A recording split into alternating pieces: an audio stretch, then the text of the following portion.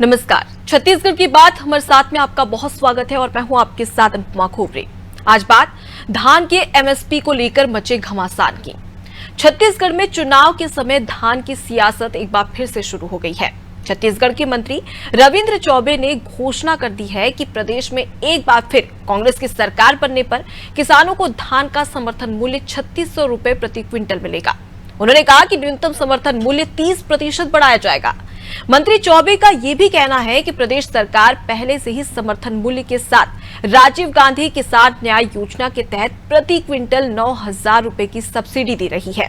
ये घोषणा करते हुए मंत्री रविंद्र चौबे ने यह भी दावा किया है कि इसके बाद किसानों की मदद से छत्तीसगढ़ में कांग्रेस को 75 विधानसभा सीटें मिलेगी। मंत्री रविंद्र चौबे के दावे पर पलटवार करते हुए भाजपा ने नया स्पष्टीकरण दे दिया है और कहा है कि मंत्री चौबे ने अपने बयान से खुद ही ये स्पष्ट कर दिया कि छत्तीसगढ़ के किसानों को धान की जो भी कीमत मिलती है वो केंद्र सरकार के एमएसपी की वजह से ही मिलती है। दरअसल केंद्र सरकार जो एमएसपी तय करती है उस पर प्रदेश सरकार बोनस राशि देकर उसे और बढ़ा देती है। 2023-24 में केंद्र सरकार ने न्यूनतम समर्थन मूल्य 2183 रुपए तय किया था। इस पर छत्तीसगढ़ सरकार 617 रुपए बोनस की राशि देने वाली है। क्या 3600 रुपए क्विंटल की कीमत पर धान खरीदने का वादा गेम चेंजर साबित होगा? आज इसी पर चर्चा करेंगे, लेकिन उससे पहले कुछ प्रतिक्रियाएं सुनते हैं। छत्तीसगढ़ में किसानों को प्रति क्विंटल धान की कीमत जो हम दे रहे हैं, हिंदुस्तान में कोई नहीं दे पा रहा है। सपोर्ट प्राइस में हम धान की खरीदी करते हैं और धान उत्पादक किसानों को खरीफ के लिए प्रति एकड़ 900 रुपया राजीव गांधी किसान न्याय योजना हर साल सरकार के द्वारा दे है। इस प्रकार छत्तीसगढ़ के किसानों को हर साल धान की कीमत लगातार 2500 रुपया का वायदा हमने किया था।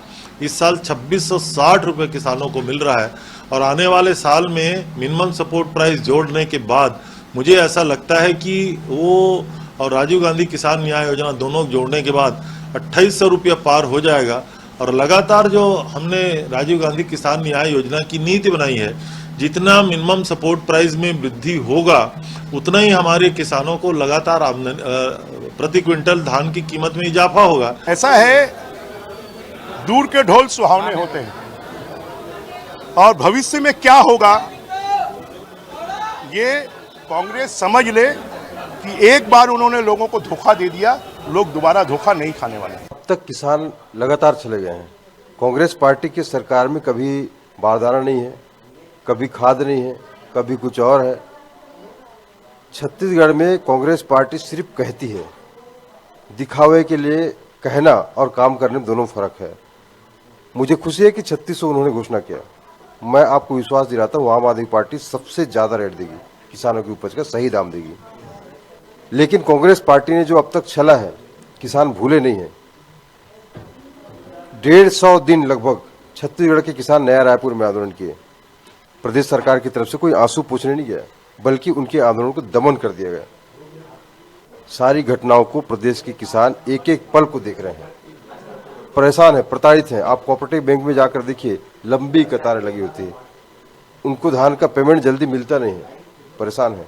और इसीलिए कांग्रेस पार्टी कितना ही दावा कर ले, कितना वादा कर ले, उस पर अब भरोसा करने वाला नहीं है।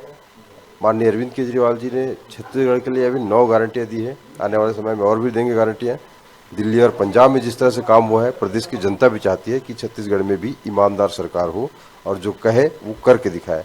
और ये काम इस देश में कोई कर सकता है तो अरविंद केजरीवाल जी कर सकता है। इसलिए छत्तीसगढ़ की जनता का भरोसा अरविंद केजरीवाल जी के प्रति है।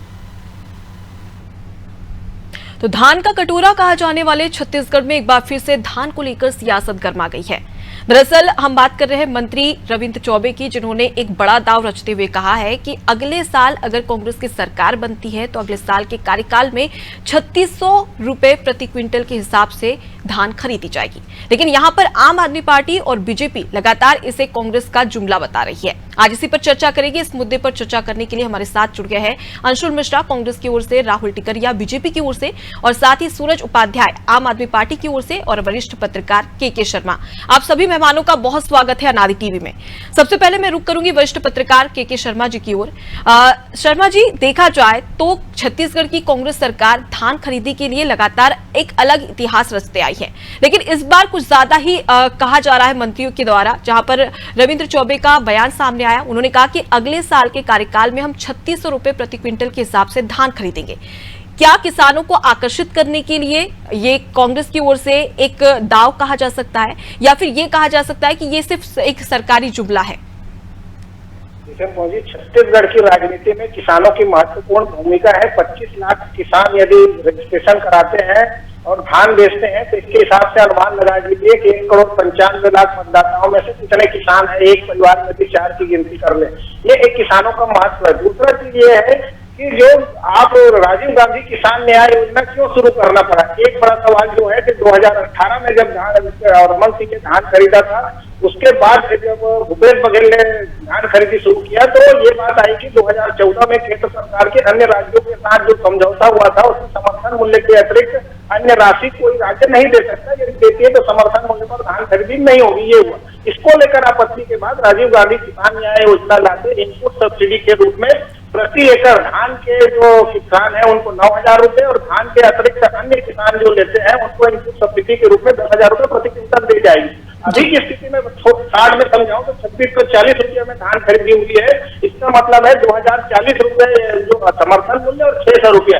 आप 9,000 को डिवाइड कर दो 15 क्विंटल प्रति एकड़ के हिसाब से खरीदी हुई तो उस हिसाब से 600 रुपए। लेकिन अभी जो सरकार 20 क्विंटल प्रति एकड़ की बात कर रही है तो मतलब आप जैसे 9,000 रुपये को यदि आप इनपुट सब्सिडी को बढ़ाते नहीं है तो ये 450 रुपया हो जाएगा प्रति क्विंटल। 20 क्विंटल के हिसाब से करेंगे तो क्या 450 रुपये के हिसाब से करेंगे तो 3633 रुपया होता है। इस बार यदि धान खरीदी होती है, यदि समर्थन मूल्य के अतिरिक्त जो इनपुट सब्सिडी को नहीं बढ़ाया जाता है तो इसका तात्पर्य है कि 2633 रुपये, जबकि अभी 2640 रुपये में धान की खरीदी हुई 2006 है ना। तो इसके हिसाब से अगर के शर्मा जी समझा जाए तो केंद्र सरकार की ओर से कितना, अगर 3600 रुपए प्रति क्विंटल के हिसाब से अगर राज्य सरकार धान खरीदती है तो केंद्र सरकार कितना देगी, राज्य सरकार का उसमें कितना हिस्सा रहेगा? वही चीज मैं बता रहा हूँ। अब आने वाले समय के बता रहा हूँ 2183 रुपये समर्थन मूल्य तय हो रहा है। उसमें यदि 20 क्विंटल के हिसाब से खरीदी होती है तो 450 रुपये से बात करेंगे का रेट तय होता है। यदि इनपुट सब्सिडी बढ़ाया नहीं जाता राजीव गांधी किसान न्याय योजना के तहत, यदि 600 रुपया भी यदि दिया जा रहा है तो उसको यदि करते हैं तो 1200 रुपया कम से कम आपको 9,000 है उसको 12,000 करना पड़ेगा, तब जाके आप 2783 रुपये के हिसाब से धान खरीदी कर पाएंगे जो 2800 रुपये की अभी आप बात करें। तो सबसे पहली बात है मुख्यमंत्री ने घोषणा नहीं की है, ये कृषि मंत्री की ओर से आया है और घोषणा पत्र में इनका क्या है। दूसरी चीज है, तीसरी बात यहाँ पे ये बात आ रही है कि जो किसानों को जब 2800 रुपये देंगे तो क्या इनपुट सब्सिडी की राशि को बढ़ाएंगे, ये एक बड़ा सवाल है। इनपुट सब्सिडी जब तक आप नहीं बढ़ाएंगे तब तक आप किस ढंग से राशि देंगे। और जो केंद्र सरकार जो 22,000 करोड़ रुपए में भी धान खरीदी हुई है इस साल, तो 22,000 करोड़ में धान खरीदी में केंद्र अपनी बात करते हैं, हम धान खरीदी करते हैं और भाजपा वाले आरोप लगाते हैं 2500 में धान खरीदी कर रही जो बात कर रहे हैं वो लगातार हुई नहीं। मैं पहले ही बात कर रहा था, पहले साल 2500, दूसरे साल 2540 रुपया हो राजीव गांधी किसान न्याय योजना के बाद, तो कुल मिलाकर 600 रुपये मिल रहा था। लेकिन इस बार यदि नहीं बढ़ता तो 450 रुपया होता है। तो किस गणित के हिसाब से देखेंगे तो किसानों को वास्तविकता है और समय सीमा आप 3600 रुपये जो अभी आगामी 2024 में देंगे कि 2030 की बात कर रहे हैं, ये भी स्पष्ट करने वाली बात है। 2029 कब देंगे आप? ठीक है, अंशुल जी हमारे साथ में जुड़े हुए, उनका रुख कर लेती हूँ। अंशुल जी, अगर बात करें तो 3600 रुपए प्रति क्विंटल के हिसाब से अगले साल के कार्यकाल में अगर कांग्रेस की सरकार बनती है तो खरीदी होगी। आपकी सरकार इस साल भी है, इस साल क्यों नहीं? क्योंकि अभी देखा जाए तो नवंबर से ही शुरुआत हो जाएगी धान खरीदी की, तो इस साल क्यों नहीं किया जा रहा है?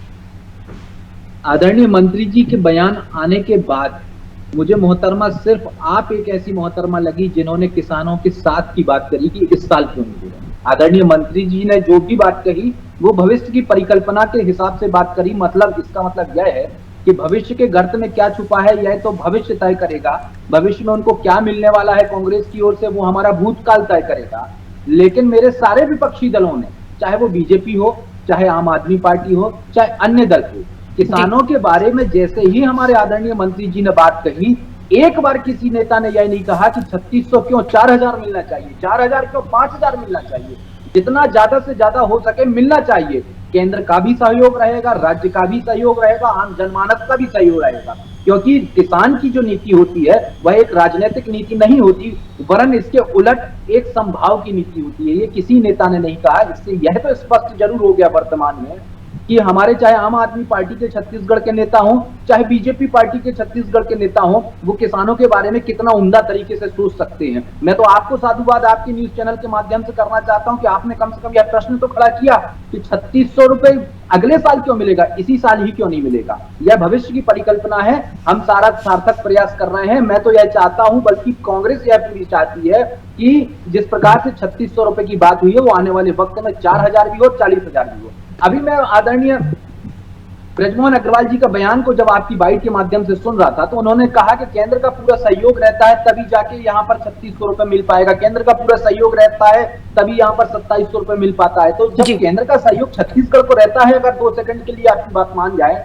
तो मेरे देश का जो क्वेटो है अर्थात बनारस है, वहां पर 1200 रुपए केंद्र दे देती है, वहां पे किसका असहयोग मिल जाता है, केंद्र वहां पर सहयोग क्यों नहीं कर पाती, जबकि मेरे देश के यशस्वी प्रधानमंत्री वहीं से चुनाव लड़कर आते हैं। और मैं तो आपसे यह बात करता हूं कि उत्तर प्रदेश में पूर्वांचल बहुत बड़ा राज्य प्रदेश देशांत होता है, वहां पर सबसे ज्यादा छत्तीसगढ़ के बाद धान खरीदी होती है, वहां पर तो 900 रुपए में खरीदा जाता है। मतलब एक ही राज्य में पृथक पृथक तरीके से खरीदा जाता है। मैं उलट उनसे यह पूछना चाहता हूं कि आपकी किसानों को लेकर नीति और नीति ऐसी क्यों स्पष्ट नहीं है कि जो छत्तीसगढ़ में आज 2700 रुपए के आसपास किसान बेचवारी कर रहा है, तो वहां पर बाजू वाले राज्य में ऐसा क्यों नहीं हो रहा है। यह पहला प्रश्न होता है और वाजिब प्रश्न होता है। अगर आपको इस पर राजनीति नहीं करना है, जो कि आप किसानों के हितैषी अपने आप को बताते हो, तो मैं तो यह पूछना चाहता हूं कि वहां पर आप 2000 रुपए में खरीद लीजिए ना महोदय। लेकिन अंशुल जी, बीजेपी तो ये भी कह रही है कि जो आप कह रहे हैं कि 3600 और फिलहाल अगर हम बात कर ले 2800 प्रति क्विंटल के हिसाब से भी सरकार खरीदेगी धान,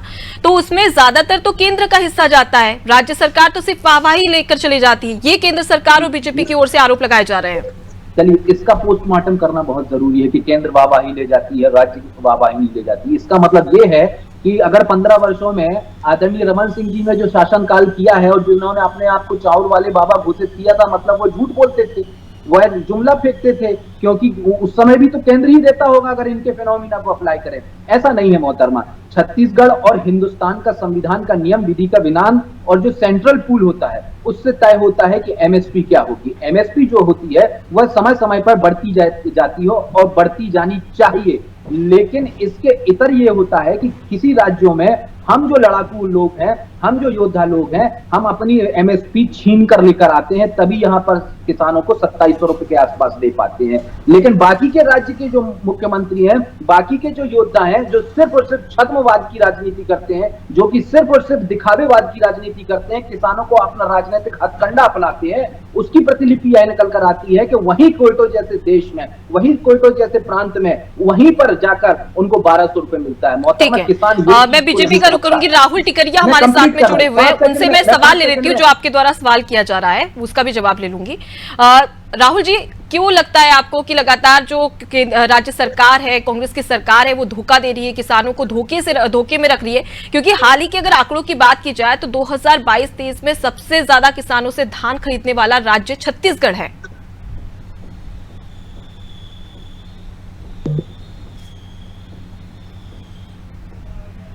राहुल जी, आप तक मेरी आवाज नहीं पहुंच रही है। म्यूट है इनका, अनम्यूट करिए राहुल जी, अनम्यूट करिए अपना। राहुल जी, आपका जो माइक है वो अनम्यूट कर लीजिए, आपकी आवाज मुझ तक नहीं पहुंच पा रही है। जी अब आई आवाज? जी जी, बोलिए। जी बिल्कुल। देखिए, सबसे पहले तो मैं आपको ये बता दूं कि जिस प्रकार से रविंद्र चौबे जी ने, मतलब प्रदेश के पूर्व कृषि मंत्री जी ने अपना जो बयान दिया है कल, उसमें सबसे पहला तो भूपेश बघेल जी का वो झूठ सामने आया जिसमें वो सदैव ये कहते रहे कि जो अंशुल जी आप बोल लीजिए या तो मुझे बोलने दीजिए। अरे वो वर्तमान के कृषि मंत्री नहीं, बिल्कुल आप जवाब दीजिएगा, पहले मुझे सुन लीजिए। विषय यही है कि चौबे जी ने जो बयान दिया, उन्होंने कहा कि केंद्र सरकार का समर्थन मूल्य और हमारा राजीव गांधी न्याय योजना का जो अमाउंट है वो दोनों मिलाकर अभी निसंदेह 2800 रुपए किया जाएगा और आने वाले 5 सालों में हम हो सकता है 3600 रुपए तक में ये खरीदी करें। मतलब उन्होंने ये एक्सेप्ट किया है कि केंद्र सरकार के समर्थन मूल्य उसमें एड है। और इसके पहले सदैव डिबेट में या मुख्यमंत्री जी हमेशा ये कहते रहे कि हम कर्ज लेते हैं और हम धान खरीदी करते हैं, बल्कि ये कभी भी एक्सेप्ट नहीं किया कि समर्थन मूल्य केंद्र सरकार देती है। मगर चौबे जी के ये बयान ने स्पष्ट कर दिया कि समर्थन मूल्य का एक बड़ा हिस्सा केंद्र सरकार का उस धान खरीदी में होता है। और आप देखिए जो जहां धान खरीदी की जाती है सोसाइटी, उसके लिए भी सदैव कांग्रेस ने झूठ बोला कि सोसाइटी का संचालन राज्य सरकार करती है। मैं बता दूं, मनमोहन सिंह जी जब थे और अभी मोदी जी है, तब भी ये सोसाइटियों का संचालन केंद्र सरकार ही करती थी पहले और आज भी करती है। तभी आज आप सोसाइटियों में जाएंगे तो वहां पर प्रधानमंत्री सेवा केंद्र का बोर्ड लगा होता है प्रत्येक सहकारी सेवा सहकारी समिति में। मतलब जाहिर सी बात है, उसका संचालन केंद्र सरकार के द्वारा किया जाता है। वहां पे भूपेश जी का कोई सेवा केंद्र नहीं लिखा होता। अब मैं आगे बढ़ूंगा कि अभी अंशुल जी कह रहे थे कि रमन जी के कार्यकाल में धान की खरीदी कम हुई और धान का मूल्य क्यों नहीं बढ़ा। तो मैं बता दूं, अरे मैं ये नहीं कह रहा था सर, आप सुनिए, मैं ये नहीं कह रहा था भाई साहब, आप कह रहे थे कि रमन जी ने क्यों नहीं खरीदी किया, क्यों मूल्य मैं ये कह ही नहीं रहा था, मैं ये कह रहा था आपके प्रधानमंत्री जी मनमोहन सिंह जी महज 33 झूठ बोल रहे थे, मैं ये पूछ रहा था। मैं बता दूं, 33 लाख मैट्रिक टन धान राज्य सरकार नहीं बढ़ाएगी। एक सेकंड मैं कहना विगत वर्ष में 33 लाख मैट्रिक टन मनमोहन सिंह जी उठाते थे राज्य से, मगर केंद्र के मोदी सरकार ने इसे 3 गुना किया और 90 लाख मैट्रिक टन धान खरीदी की गई पिछले साल केंद्र सरकार के द्वारा। और अभी विश्व आदिवासी दिवस के दिन नरेंद्र मोदी जी ने यह घोषणा किया है कि छत्तीसगढ़ से 1 करोड़ 30 लाख मैट्रिक टन हम धान उठाएंगे। और उसी आंकड़े को देखते हुए ये आकलन किया जा रहा है चौबे जी के द्वारा कि जिस प्रकार से ये भारी भरकम मात्रा में धान खरीदी केंद्र सरकार ने घोषणा कर दी है राज्य से, तो जाहिर सी बात है समर्थन मूल्य मोदी जी के कार्यकाल में प्रति वर्ष बढ़ रहा है। मनमोहन सिंह जी के कार्यकाल में 3 साल और 4 साल में एक बार बढ़ता था, मगर मोदी जी के कार्यकाल में हर साल 150 रुपए और 200 रुपए तक का इजाफा हो रहा है। जिसको देखते हुए ठीक है राहुल जी, मैं आपके पास लौटूंगी। इस वक्त हमारे साथ में दूसरे मेहमान भी है, सूरज उपाध्याय आम आदमी पार्टी की ओर से। सूरज जी, आम आदमी पार्टी की ओर से भी कांग्रेस पर लगातार आरोप लगाए जा रहे हैं। लगातार आप ये कह रहे हैं कि झूठे जुमले यहाँ पर सरकार किसानों को दे रही है, ऐसा क्यों लगता है आपको? क्योंकि देखा जाए तो कहीं ना कहीं एक इतिहास और साथ ही साथ एक रिकॉर्ड तो राज्य सरकार की ओर से बनाया गया है। सही बोल रहे हैं आप, रिकॉर्ड दोनों पार्टियों द्वारा बनाया गया है जी। 2018 के चुनाव भाजपा 2 साल का बोनस किसानों का नहीं दिया गया और कांग्रेस ने उसको अपने घोषणा पत्र में रखा कि बकाया साल का बोनस छत्तीसगढ़ में हमारी सरकार बनने के बाद कांग्रेस सरकार देगी। मैं प्रवक्ता जी के माध्यम से सरकार तक ये बात पहुंचाता हूँ कि आज दिनांक तक वो 2 साल का बोनस नहीं मिला। इतनी संवेदनशील सरकार है। किसानों के ऊपर रात में लाठीचार्ज किया जाता है। नई राजधानी प्रभावित किसान जब राजधानी में बैठ के अपनी बातें करना चाहते हैं, अपनी डिमांड करना चाहते हैं जी, तो पहले वो 2 साल का बकाया बोनस दे दो। ये नए नए पेंटरे खेलना, चुनावी स्टंट करना अच्छी बात। ये वैसे ही है जैसे 10 लाख युवाओं को नौकरी देने की बात किए थे राजीव मितान योजना के तहत। छत्तीसगढ़ के युवा पूछते हो 10 लाख कहाँ, जो आज दिनांक तक अप्राप्त है। ये दोनों ही पार्टियां जो है किसानों के साथ काम। दूसरी चीज 3300 रुपए जो बोल रहे हैं, छत्तीसगढ़ सरकार का कर्जा रमन सिंह जी के जाने के समय में 44,000 करोड़ का कर्जा, आज कर्जा 1 लाख करोड़ पहुंच गया। जो आप ये 1,000 रुपए पर कुंटल एक्स्ट्रा लेने की बात कह रहे हैं और राजीव मितान योजना के तहत उस अमाउंट को आप बढ़ाएंगे प्रति एकड़, उसका कोई रोड मैप है? आपने 36 एक तरफ किसानों को आप पैसा दे रहे हैं, दूसरी जेब से उनसे लेने का काम कर रहे हैं, क्योंकि कर्ज की भरपाई कहीं ना कहीं हमारे राजस्व होती है, महंगाई के रूप में होती है, बेरोजगारी के रूप में होती है। मैं तब मानता जब सरकार के पास कोई ऐसे आंकड़े होते कि हमारा कर्जा इन तरीके से कम होगा। दोनों ही सरकारों ने सिर्फ कर्जा लिया और प्रदेश को कर्ज में डुबाने का काम किया।